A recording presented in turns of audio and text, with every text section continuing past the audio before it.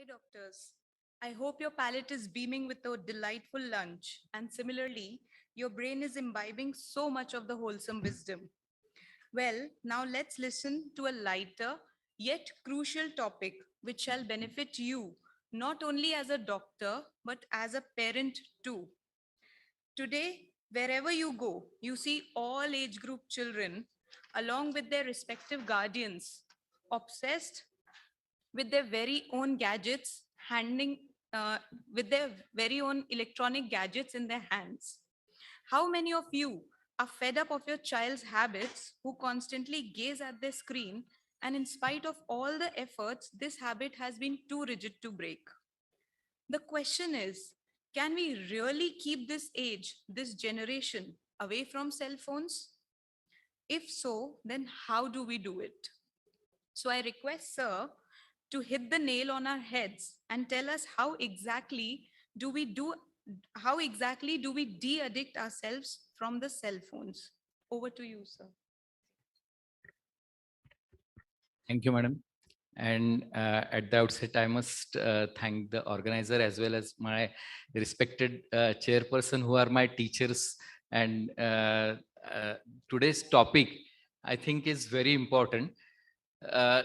तुम्ही तुमच्या ओपीडी मध्ये जेव्हा बसलेले असतात तेव्हा आजकाल काय प्रश्न विचारला जातो आयांकडून की माझा मुलगा खूप सेलफोन वापरतो, माझा मुलगा खूप मोबाईल ऍडिक्ट आहे आणि आता मी काय करू? आता काय करू म्हणजे तुम्हीच जसं ते गांधीजींना एक विचारला होता प्रश्न की बाबा माझा मुलगा गुळ जास्त खातो तर मग मी काय करू? तर गांधीजींनी सांगितलं होतं की तू 3 दिवसांनी ये. आणि मग त्यांनी सांगितलं की 3 दिवसांनी ये म्हणजे त्यांनी त्या बाईला सांगितलं की नाही, मी तुला काही उत्तर देऊ शकत नाही कारण मी स्वतःच गुळ खाण्याच्या बद्दल माझं टेम्पटेशन मी करू नाही शकलो, म्हणजे रेजिस्ट करू नाही शकलो, म्हणून मी तुला अधिकार नाही देऊ शकत. तसं आपलं आता होतंय कारण आपणच त्याच्यामध्ये इतके ऍडिक्ट झालेलो आहे की आपण त्यांना काय सांगणार आणि काय अधिकाराने सांगणार हा फार मोठा प्रश्न पडलाय. आणि त्याच्यामुळे आपल्याला हा फार मोठा प्रश्न असतो की आपण त्यांना नेमकं काय सांगायचं. आता actually what is phone addiction? So it is obsessive use of a smartphone. So what is nomophobia, or the fear of being without a mobile device? The word addiction comes from Latin addictus, which means excessively devoted to something with loss of ability to choose freely. And what is process addiction? It is a disorder of behavior and not abuse of addiction for substance. So that is very important. Actually, we should know that there are 3.8 billion smartphone users in the world, and they receive 427% more messages and notification than they did a decade ago. And they also send 278% more text. So now it is a natural necessity of life that we all know that mobile we cannot throw out of our house. So increasing number of smartphone users in small children, school age children, improve the risk of addiction.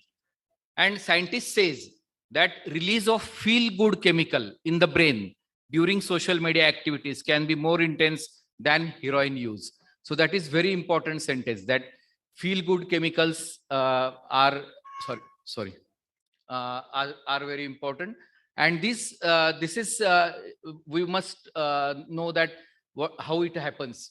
So this is a biopsychosocial perspective of smartphone addiction, where biological factors like neurochemistry, sleep disorders, eye problems, stress problems, or social environmental problems like loneliness or virtual relationship.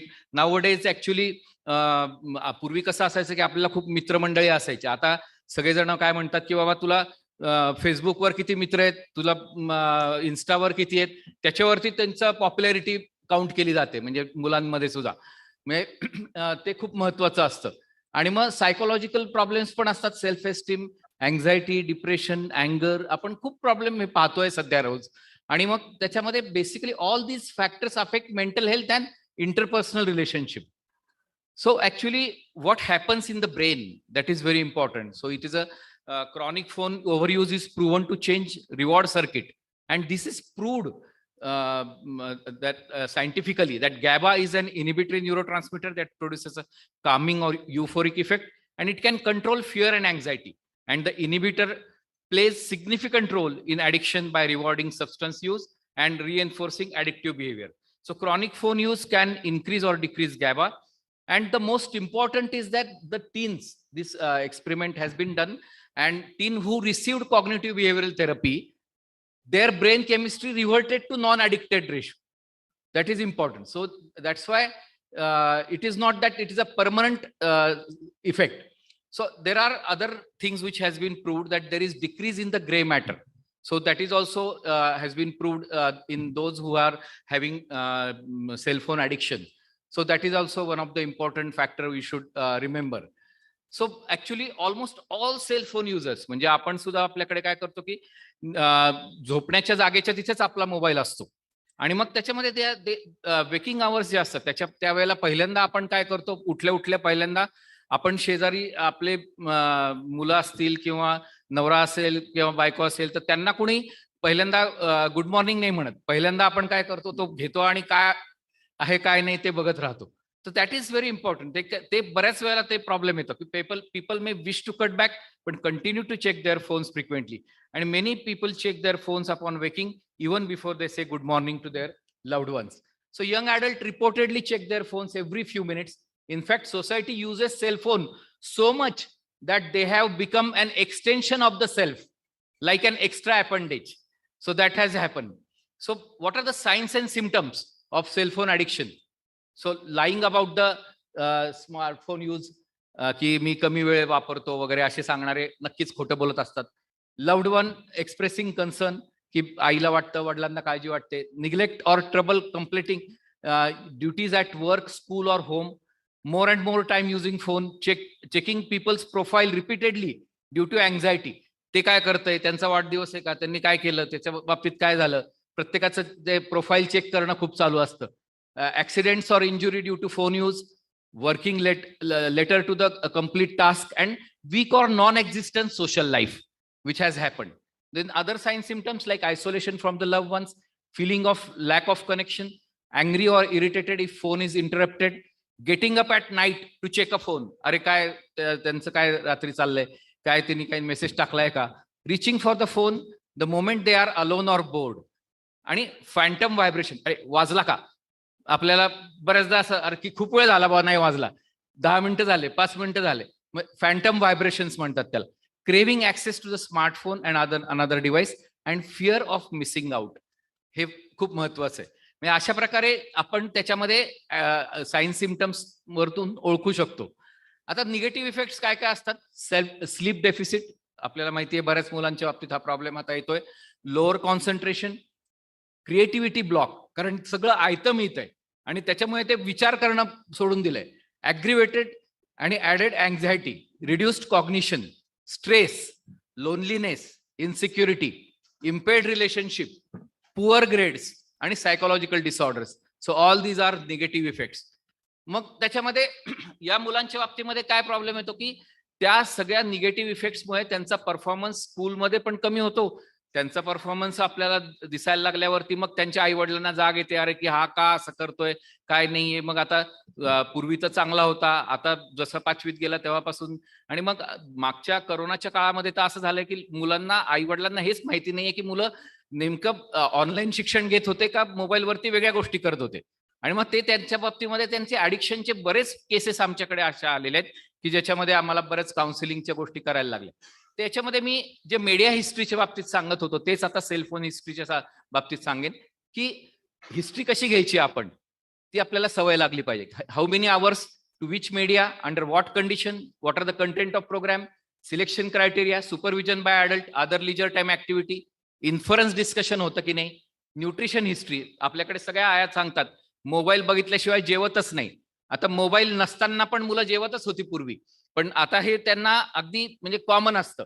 तसंच आपल्याला एखादा असा एकदम hero येतो, तो काहीतरी सुरा काढतो, खून करतो आणि तो गॉगल बिगल घातलेला असतो, त्या मुलाला त्याचं खूप अट्रॅक्शन वाटतं. पण त्याच्या आईनी जर त्याच्या शेजारी बसून ते पाहिलं असेल आणि तिने सांगितलं की हे असं केलं तर सगळं आयुष्य जेलमध्ये जाईल, तर मग मात्र त्याला कधीच त्याचं आकर्षण नाही वाटणार.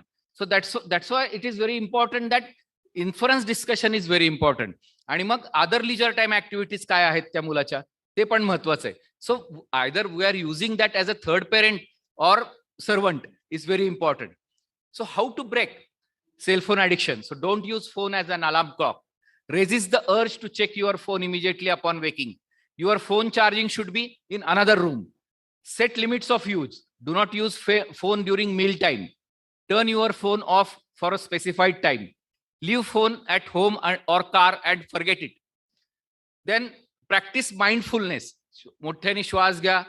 ऍप्रिशिएट करा की आपल्या सराउंडिंग पण खूप चांगलं आहे. नुसतं फोनच नाही आहे, आपल्याला बाकीचं पण सराउंडिंग आहे. Acknowledge your emotions. Sick assistance from your healthy distraction. आता इन्व्हेस्टिगेशन हल्ली काय की आपल्याला सगळ्या गोष्टी एव्हिडन्स बेस्ड झालेल्या आहेत. त्याच्यामुळे एव्हिडन्स बेस्ड सांगायला लागतं पेरेंट्सना की खरंच तुमच्या मुलाला आहे का नाही सेलफोन ऍडिक्शन. मग त्यासाठी स्केल निघालेले आहेत. स्मार्टफोन ऍडिक्शन स्केल आहे, नंतर इंटरनेट ऍडिक्शन स्केल आहे, चेन्स इंटरनेट ऍडिक्शन स्केल, या प्रकारच्या स्केल्स आहेत. कारण आता अजूनपर्यंत DSM-5 क्रायटेरियामध्ये त्याचे डेफिनेशन्स आलेली नाहीये cellphone ऍडिक्शनची. So what is the self treatment? Make rule for concerning phone uses. Designate activities in which phone is forbidden. Schedule back break times. Download application to help cut down the phone uses. आणि cellphone addiction treatment मध्ये या treatment आम्ही आमच्या सेंटरला देतो की ज्या मला असं वाटतं की आपल्याला आता बेसिकली हे आपल्याला सांगता आलं पाहिजे पेरेंट्सना की काय काय करायला पाहिजे. की बिहेव्हिअरल ट्रीटमेंटमध्ये बिहेव्हिअरल मॉडिफिकेशन असेल, कॉग्निटिव्ह बिहेव्हिअरल थेरपी मी आता थोडा 2 मिनिटं सांगणार आहे, हार्म रिडक्शन थेरपी असेल, non monitoring dysfunctional thought, learning new coping skill to prevent relapse, time management, motivational interviewing हे खूप महत्वाचं असतं. त्याच्यामध्ये माइंडफुलनेस असेल, थेरपिटिक रिक्रिएशन असेल, म्युझिक थेरपी, ड्रमिंग ऍक्टिव्हिटीज, या सगळ्या ट्रीटमेंट असतात. आता कॉग्निटिव्ह बिहेव्हिअरल थेरपीमध्ये बेसिकली काय केलं जातं, अतिशय सोप्या गोष्टी आहेत की त्यांचे जे थॉट्स असतात, so learn how to control their thoughts and feelings that can be detrimental to their functioning and may trigger impulse. म्हणजे त्यांना सांगितलं गेलं पाहिजे की ते का नाही पाहायचं आहे, त्याच्यामुळे काय परिणाम होत आहेत आणि ते परिणाम आपण कसे नाहीसे करू शकतो. त्याच्यासाठी त्यांना ते सांगताना आपल्याला त्या व्हर्च्युअल वर्ल्ड मध्ये त्यांना त्या बाबतीतला गायडन्स दिला पाहिजे. So addicts gradually learn how to solve the problems in more constructive way. मग मोबाईल द्यायचा नाही तर काय करायचं हे सांगितलं गेलं पाहिजे आणि ते फार महत्वाचं असतं. आणि मग याच्यामध्ये फर्स्ट स्टेज थेरपीमध्ये फोकस ऑन बिहेव्हिअरल आस्पेक्ट आणि नेक्स्ट स्टेजमध्ये positive cognitive assumption. So addicts identify false beliefs and they learn how to modify them. याला आपण कॉग्निटिव्ह बिहेव्हिअरल थेरपी म्हणतो. मग अजून बाकीच्या आर्ट थेरपी आहे, योगा थेरपी आहे की yoga is a mind body medicine आपल्याला माहिती आहे आता, आणि it is a possible solution for this small माल अडॅप्टिव्ह बिहेवियर. आणि मग पेरेंट्स रोल फार महत्वाचा आहे. आता मी सांगितल्याप्रमाणे की use media wisely. That is very important message. आणि मग parents should have a good supervision because they are gatekeepers whose role is to facilitate access, restriction of the use of digital technology including time and content. याच्यामध्ये एक महत्वाची गोष्ट की काय नुसता time महत्वाचा नाहीये, कंटेंट पण महत्वाचे. त्यामुळे कंटेंट कडे पण लक्ष दिलं गेलं पाहिजे.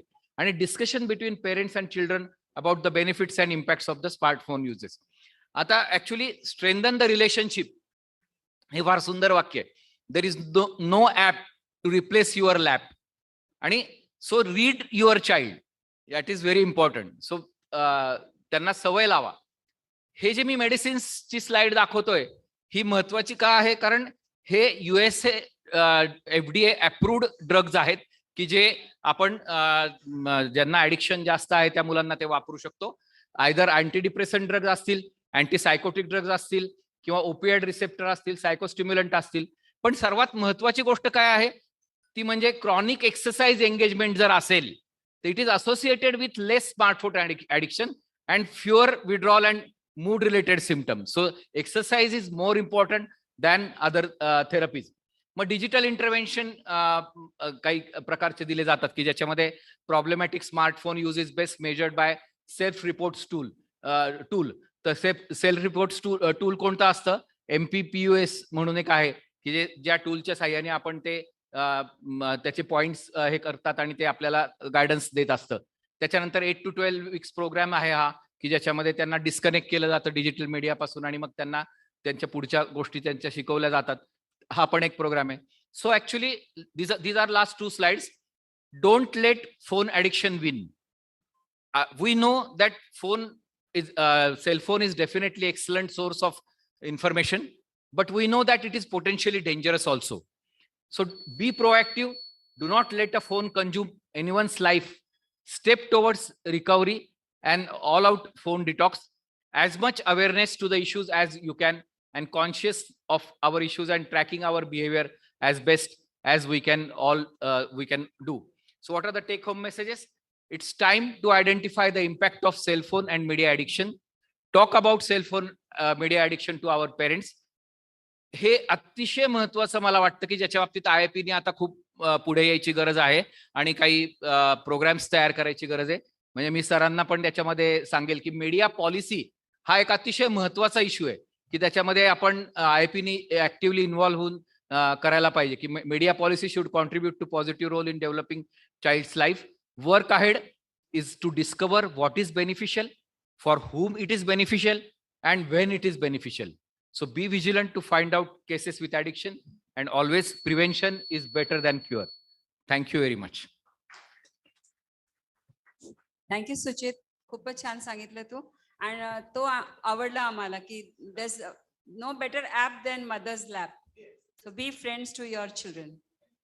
One question, Suchit, incidence of ADHD or like autism in relation to during COVID had been increased. What is your take home? Yes, actually, pseudo autism cases has increased, and those patients who has been actually their addiction when we have decreased that addiction, and now the school has started, their symptoms are also decreasing.